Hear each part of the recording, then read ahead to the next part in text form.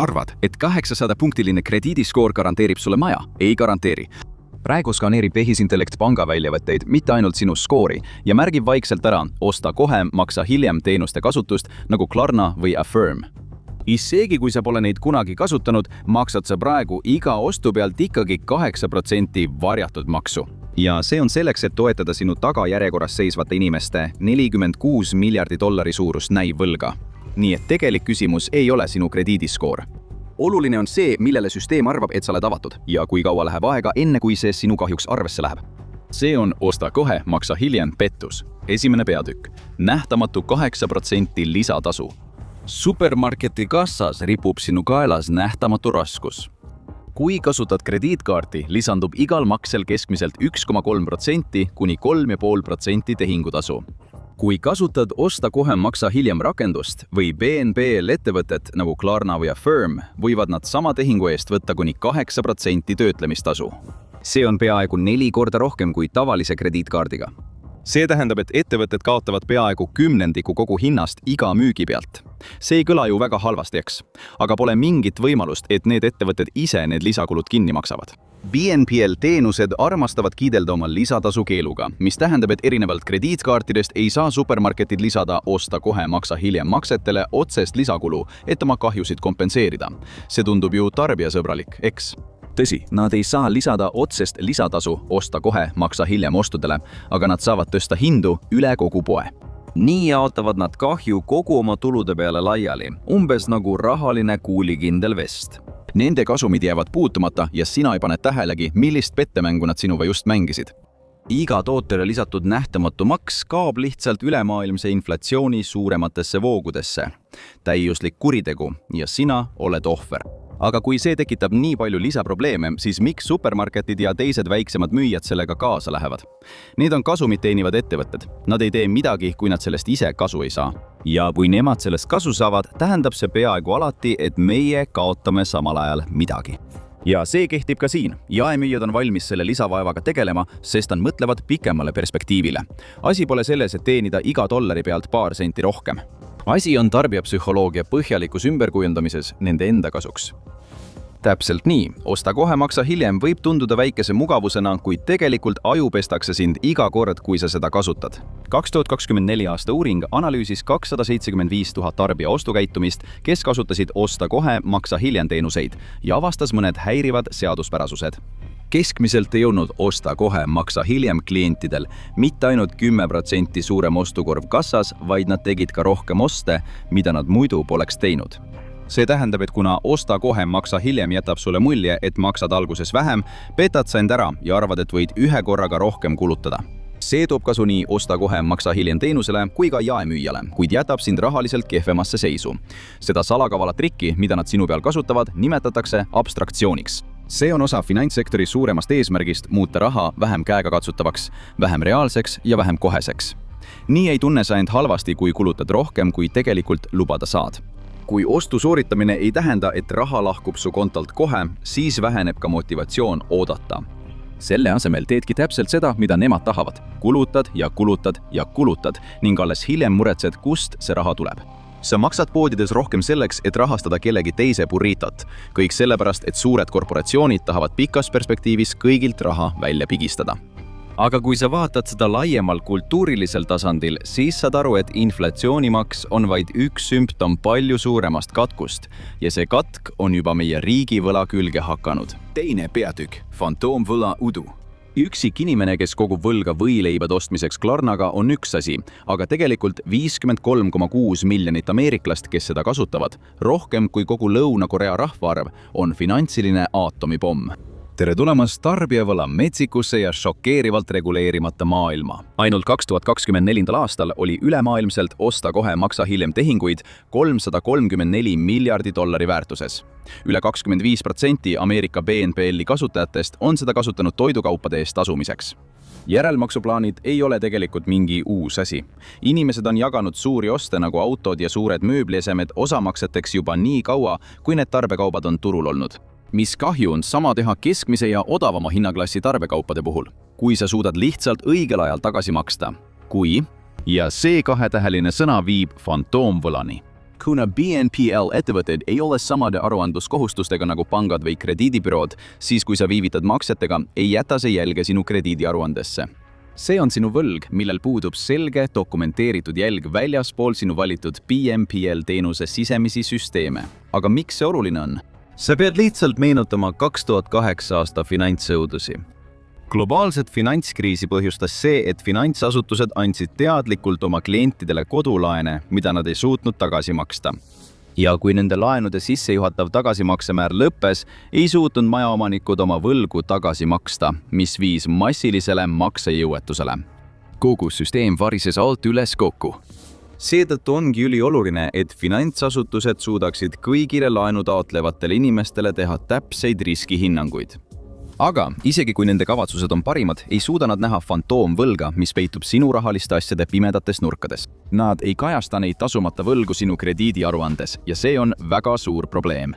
Kas inimest, kes peab McDonaldsi tellimuse eest krediidilimiiti suurendama, saab usaldada, et ta ei jäta kodulaenu makseid tegemata? See on nagu nähtamatu mürgigaas, mis hõljub õhus nende näiliselt süütute laenude ümber. Aga see pole ainus tume asi, mis juhtub, kui sind kummitab varjatud võlg.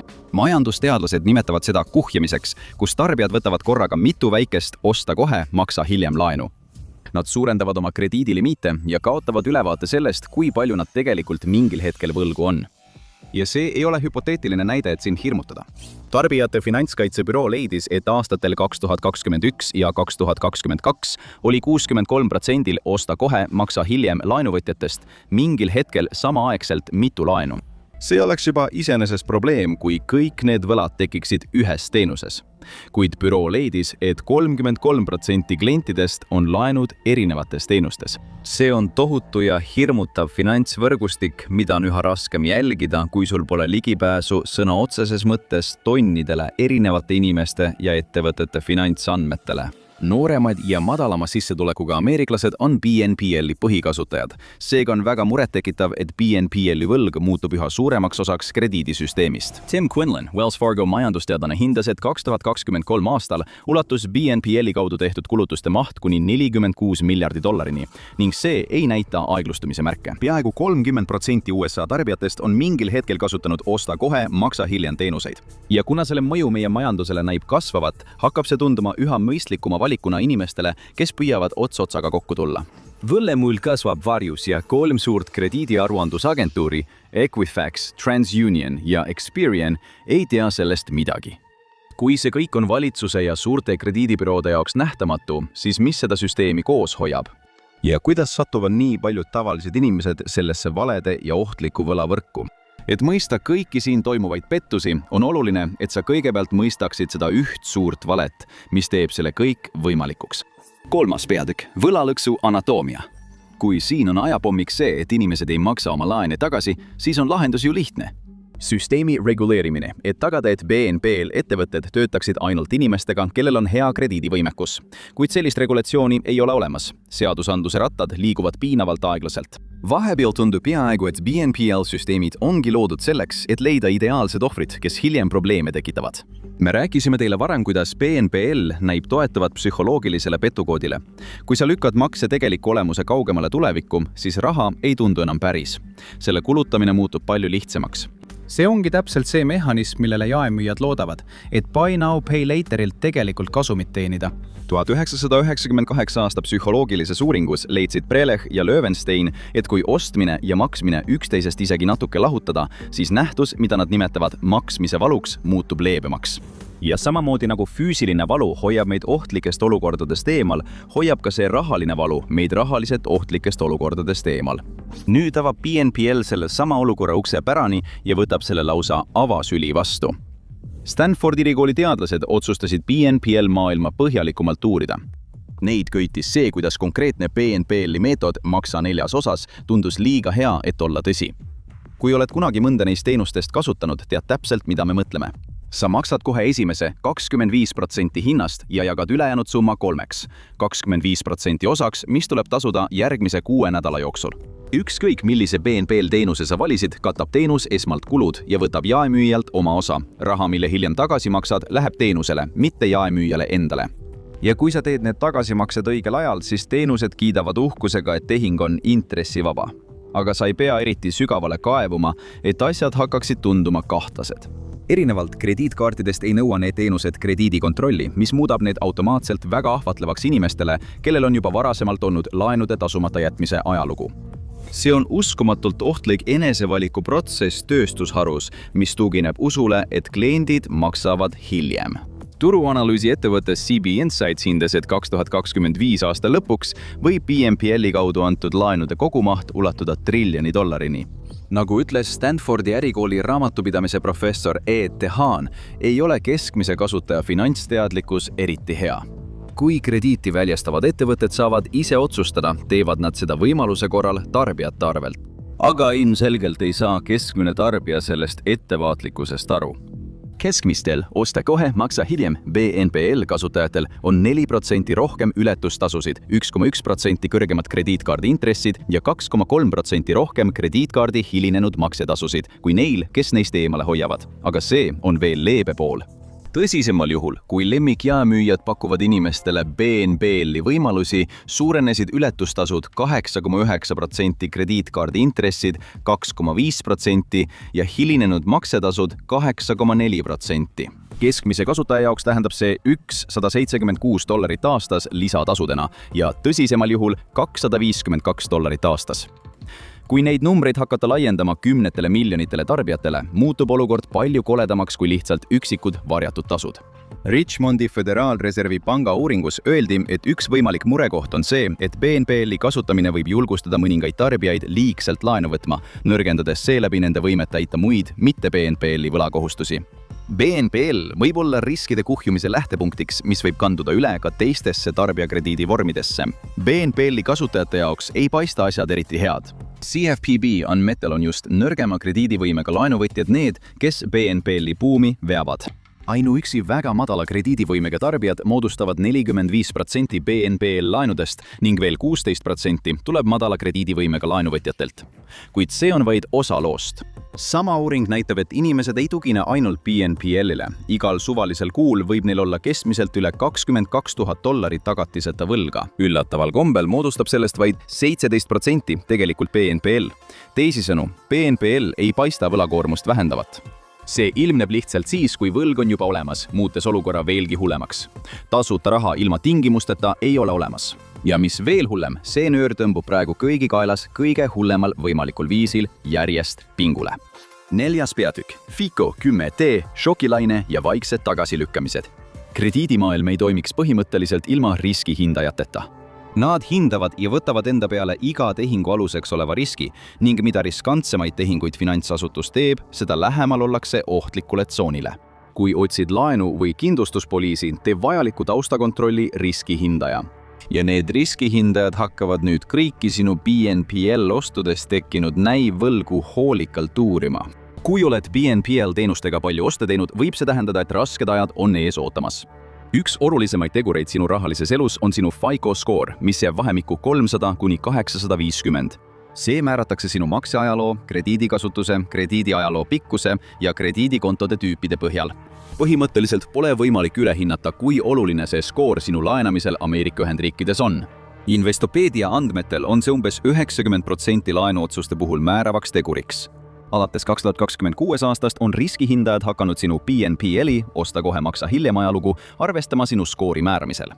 Ja mitte ainult ei ole neid koolitatud märkama BNPL-i kulutamisele viitavaid märke inimeste kontodel, vaid nad on hakanud kasutama ka tehisintellekti mudeleid, mis on treenitud sellist käitumist tuvastama.